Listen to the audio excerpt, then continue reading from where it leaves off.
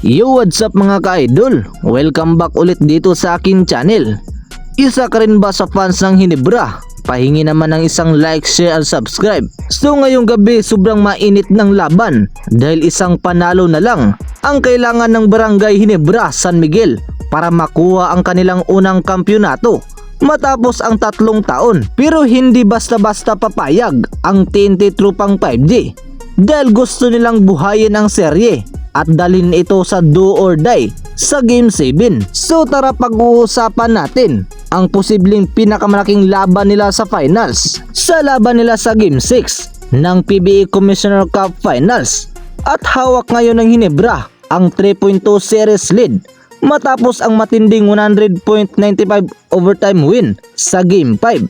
At grabe ang naging bida, walang iba kundi si Justin Brownlee. At sa laban nila sa Game 5, nagpakawala si Brownlee ng career high na 54 points at literal na binuhat ang Barangay Hinebra papunta sa napakahalagang panalo. Kahit nahabol sila at nalagay sa alanganin, nagpakita siya ng pagiging clutch hanggang sa overtime. Pero ito ang tanong, kaya bang ulitin ni Brownlee ang ganoong performance? Dahil kung gusto ng Hinebra na matapos ang serye ngayong Game 6, kailangan hindi lang si Brownlee ang gagalaw, kailangang umangat din ang locals gaya ni na RD Abarientos at Scotty Thompson para mabawasan ang pressure sa kanilang import.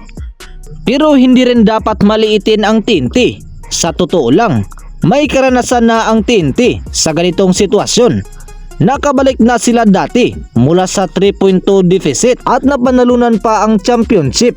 Kaya para sa kanila, hindi pa tapos ang laban. At isa rin sa mga babantayan ay sina Calvin Oftana dahil may maiindang injury at hindi nakalaro sa overtime sa Game 5. Kapag hindi siya 100%, malaking epekto ito sa depensa at opensa ng TNT.